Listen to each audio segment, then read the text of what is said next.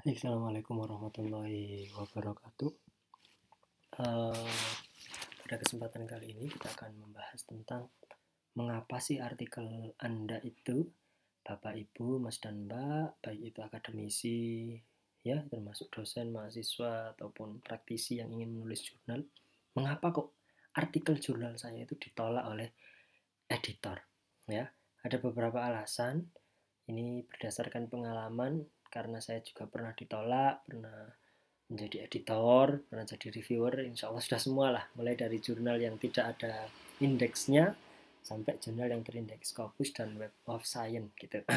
Oke, kita nggak akan bahas itu, kita akan coba bahas kenapa sih kok artikel itu ditolak. Nah, kita ini karena saya ngelola legality, jadi saya bisa masuk dalamnya legality. Kita akan coba lihat secara real ya, ini yang sedang direview sama legality ya. Nah, kita lihat di arsip. Jadi biasanya kalau yang ada ditolak itu masuk di arsip. Ada kalau bahasa Indonesianya arsip ya. Kita masukkan di sini. Nah, ini sejak beberapa terbitan ya. Kita akan lihat sejak yang sudah submit untuk periode tahun 2021. Jadi legality setahun itu Maret dan September. Tapi karena September kemarin sudah, berarti untuk Maret 2021. Kita lihat yang sudah submit untuk Maret 2021 ini sudah dimulai sejak bulan 8 bahkan ya. Ada beberapa artikel yang langsung kita tolak ya. Ini sudah berapa? Kita coba hitung 1, 2, 3, 4, 5, 6, 7, 8, 9, 10, 11, 12, 13, 14, 15, 16, 17, 18, 19, 17, 18, 19, 20, 21, 22, 23, 24, 25, 26, 27, 28. Ada sekitar 28 artikel yang masuk ya. Kadang juga tidak semuanya artikel. Kenapa? Ada yang berupa kadang spam gitu ya. Ada yang kadang memang mencoba untuk menghack. Jadi itu langsung oleh tim IT dibersihkan dan langsung kita arsip, kita hapus akunnya. Nah, kita akan coba lihat kenapa artikel itu ditolak. Kita coba ngeklik ya. Mohon maaf kalau ada dari Bapak Ibu yang nanti melihat video ini terus kemudian ya itu artikel saya kok ditolak ya, kenapa? Nah, kita akan coba lihat kenapa ditolak oleh editor. Dan mohon maaf ya karena ini editor itu banyak. Jadi kalau di jurnal ini peran saya adalah sebagai editor in chief, ketuanya. Nah, di bawah editor in chief itu ada handling atau managing editor, di bawahnya lagi nanti ada editor-editor yang akan membidangi satu artikel. Oh ini, nah menurut editor ini. Nah, kita akan coba lihat misalkan ini. Dua artikel ini ya. Rizky, kita akan mohon maaf, kita jadikan contoh ya. Kesadaran hukum mahasiswa Indonesia terhadap penegakan hukum atas sosial media. Nah ya, kita lihat di summary-nya, karena ini jelas sudah ditolak ya. Di summary-nya artikel ada oke. Biasanya ada yang tidak mengirimkan artikelnya. Jadi di sini tuh kosong. Di original file ini kita kosong. Entah mungkin lupa di tahap yang ketiga kalau nggak salah, kedua. Ya, jadi kalau di OJS itu tahap pertama itu ngisi data, tahap kedua submit, ya, kemudian tahap ketiga itu ngisi judul dan sebagainya, dan tahap keempat data tambahan, misalkan mau melampirkan bukti bebas plagiasi, dan kelima data atau finish submission. Ada yang biasanya original filenya ini hilang, pasti kita tolak, ya. Wah ini kok nggak niat sekali, nggak ada artikelnya gitu. Nah, kemudian ini ada. Lalu apa yang buat ditolak? Kita lihat ada dari Institut Teknologi Bandung, ITB ini ya. Oh, ada biodatanya S1 jurusan Seni Rupa, Fakultas Seni Rupa. Mohon maaf, Mbak Fatia Nadia Rizky, legality itu sudah sejak tahun 2020, terbitan di bulan Maret ya, terbitan pertama di tahun 2020 itu sudah full in English. Jadi kalau sudah ada artikel yang pakai judul bahasa Indonesia, ya, apalagi kalau kita lihat nanti, wah kan, seperti ini ya. Keywordnya juga masih pakai bahasa Indonesia gitu. Apalagi cuma sumber rujukannya cuma 1, 2, 3, 4, 5, 6, 7, 8, 9, 10, 11 itu. Mayoritas akan langsung ditolak oleh editor. Jadi tidak sampai tahap selanjutnya terus diminta gitu. Enggak. Kenapa? Karena mayoritas jurnal-jurnal yang sudah bereputasi ya, apalagi yang mungkin minimal indeksnya Sinta 2 itu akan hampir tiap pekan ya, bahkan tiap hari itu ada yang submit. Ya, bahkan hampir tiap hari itu ada yang submit. Jadi ini seperti ini pasti akan kita tolak, judulnya bahasa Indonesia. Padahal kami sudah minta untuk pakai bahasa Inggris. Jadi mungkin sekali lagi kalau Bapak Ibu mau submit ya tolong diperhatikan. Oh, jurnal yang akan saya submit pakai bahasa Inggris. Saya pakai bahasa Inggris. Ya, kecuali ada jurnal, saya pernah bertemu beberapa jurnal itu yang memang submit awalnya pakai bahasa Indonesia dan mereka menjelaskan itu di awal. Jadi ada di author guideline itu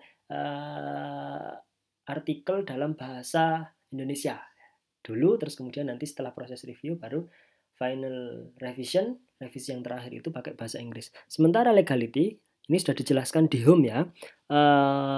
Ini legality jurnal ilmiah hukum menerima artikel dari semua penjuru dunia yang artikel tersebut harus ditulis dalam bahasa Inggris. Must written in English ya sejak 2020. Jadi kalau ada yang masuk tidak pakai bahasa Inggris pasti biasanya langsung akan ditolak oleh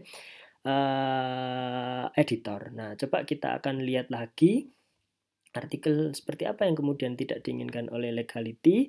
Ada juga yang ini kan sudah pakai bahasa Inggris gitu. Ini kan sudah pakai bahasa Inggris. Kita lihat summary-nya. Ini dari, mohon maaf dari mana? Dari Brawijaya. Ini sudah pakai bahasa Inggris. Nah, tidak ada reference. Ya, kita akan melihat ini. Kita jadikan ini sebagai pedoman. Ya, ini original filenya nggak ada. Berarti pas tahap kedua lewat. Jadi jangan kemudian meremehkan. Wah, tahap-tahapan ini ya gampang lah. Nanti, ini kampus tetangga. Ini pasti nggak bisa. Nggak bisa seperti itu. Jangan kebiasaan seperti itu. Dipastikan betul bahwa tahap-tahapan itu ngisi biodata, unggah file, ngisi judul, abstrak, ya. Kalau perlu ada supplementary files. Supplementary files yang bawahnya original file ini adalah file tambahan. Misalkan Bapak Ibu ingin memisahkan sumber bahan rujukan atau mungkin menyertakan tabel dan sebagainya. Ini bisa pakai itu. Nah, ini referensinya nggak ada. Padahal di step yang ketiga itu, ini karena in case legality pakai OJS 2 ya, di reference step yang ketiga itu, reference ini harus di copy paste dari artikel kita. Nah, ini nggak ada. Karena biasanya kita lihat ini dulu sebelum kita download artikelnya. Nah, ini artikelnya sudah nggak ada, artikel aslinya. Jadi langsung secara otomatis akan kita tolak. Ya, jadi yang pertama tadi kalau pakai bahasa Indonesia padahal diminta pakai bahasa Inggris. Yang kedua kalau tidak ada artikelnya. Kemudian yang ketiga kalau mengisi tahapan-tahapan itu tidak dengan lengkap, gitu ya. Jadi kalau tahapan-tahapan itu tidak dilengkapi, ada file atau data yang hilang, itu juga akan berakibat fatal. Bagaimana kalau ada kendala jaringan? Pastikan kalau benar submit. Lalu bagaimana kalau ternyata notifikasinya tidak masuk ke email? Entah karena sistem kami yang rusak atau ternyata mungkin nyasar ke spam dan sebagainya, maka silakan login akun OJS Bapak Ibu ya. Kalau statusnya in review berarti sedang kami proses. Tapi kalau statusnya sudah in archives ya, ini archives ya, apa ya bahasa Inggrisnya ya. Yang jelas tulisannya ini archives ya. Kalau sudah statusnya archives berarti itu pasti kita ini arsipkan ini, tidak kita proses. Jadi kalau sudah tahu seperti itu, tidak perlu berharap lagi gitu ya. Saran saya ya dikirim ke jurnal lain ya. Kalau sudah ditolak masih mau mencoba. Tapi kalau mau mencoba monggo. Misalkan muhasabah sendiri atau setelah nonton video ini, oh iya ya, punya saya ditolak karena saya pakai bahasa Indonesia. Coba pakai bahasa Inggris di submit ulang, enggak apa-apa. Monggo silakan. Atau Bapak Ibu mohon maaf. Kita akan coba cek ya yang sudah pakai bahasa Inggris ya. Ini Adlia Nurzafarina, Anti-Corruption Education as a Non-Penal Policy for to Prevent Corruption. Ini ada, artikel juga ada ya. Tetapi sumber rujukan juga bagus, sudah pakai bahasa Inggris. Tapi kenapa ini kok langsung ditolak oleh editor? Coba kita download. Kita download ya. Nah, nanti kita akan lihat. Ini akan kita lihat. Ini saya sebenarnya menguliti kenapa kok editor menolak ya. Nah, ini artikelnya. Bapak Ibu, ini artikelnya. Oh, iya, kelihatan. Ini kenapa ditolak? Karena artikel ini walaupun sudah bertemplate, ini sesuai template jurnalnya. Jadi mohon kalau jurnalnya punya template ya sesuaikan dengan template-nya. Artikel ini kenapa langsung ditolak? Karena tidak pakai Mendeley ya. Jadi sumber rujukan ya. Kalau di legality itu pakai apa ya? Nama model citasinya apa? American Psychological Association. Itu insert-nya pakai Mendeley. Cara menyusunnya menggunakan Mendeley dan ini tidak. Kalau menggunakan Mendeley nanti kelihatan. Ini malah footnote. Footnote itu di Chicago style. Jadi nanti dicek. Ya, kalau pakai apa ya diikuti. Biasanya yang lazim digunakan adalah apa ya atau body note, end note itu. Kalau footnote itu Chicago Manual Style, ada yang edisi ke-6 atau edisi yang ke-7 yang terbaru, ada IEEE. IEEE itu yang urut 1 2 3 4 5 6 itu ada angka 1 di dalam kurung itu dan seterusnya. Nah, kalau seperti ini biasanya tidak akan diproses. Kenapa? Karena mungkin editor menganggap, dan kalau saya sendiri misalkan menganggap bahwa ini tidak sungguh-sungguh benar membaca author guideline atau membaca template yang kami sediakan. Ya, kami jelas-jelas minta Mendeley karena dengan Mendeley itu jadi ada aplikasi reference manager namanya Mendeley, ada Mendeley, Zotero, EndNote dan sebagainya itu digunakan untuk memudahkan tracking. Jadi ketika itu digunakan maka akan otomatis terlacak, bisa sekali klik. Nah, artikel yang sudah pakai Mendeley seperti apa? Nah, kita coba lihat ya. Nah, nanti kita akan lihat. Termasuk berarti Bapak Ibu tidak kita save ya, termasuk berarti Bapak Ibu artikel yang mohon maaf tidak pakai template. Jadi kita sudah ada templatenya, sudah bahasa Inggris sudah pakai Mendeley tapi tidak di template. Sakarep-karepe dhewe itu tidak bisa. Kita akan coba lihat ini yang nah ini sudah 2 kali tahapan review ya. Kita lihat author version, coba kita lihat. Kita lihat ya. Artikel yang pakai Mendeley. Nah ini. Coba kita buka, ini kita buka ya. Jadi Bapak Ibu karena laptop saya ini sudah tersetting Mendeley, maka akan dengan mudah ketika saya buka ini sudah sesuai template. Nah, seperti ini. Ada kayak shading abu-abu, ini Mendeley. Ya. Dan kita pakai EndNote ya, ini body note ya, ini namanya apa. Ini pakai Mendeley, seperti ini. Jadi dari jauh langsung akan kelihatan tanpa perlu oh ini pakai Mendeley, oh tadi enggak gitu kan. Nah, ini kelihatan kan shadingnya ya. Jadi ini otomatis warna dari Mendeley. Nah, dengan menggunakan Mendeley, apa yang dikutip di sini di atas ini di dalam artikel ini ya, yang ini shading seperti ini itu nanti pasti akan secara otomatis keluar di introduction. Ya, karena menggunakan ini Bapak Ibu, mohon maaf, di reference itu kita menggunakan ini insert bibliografi, langsung keluar di sini secara otomatis kalau menggunakan Mendeley. Nah,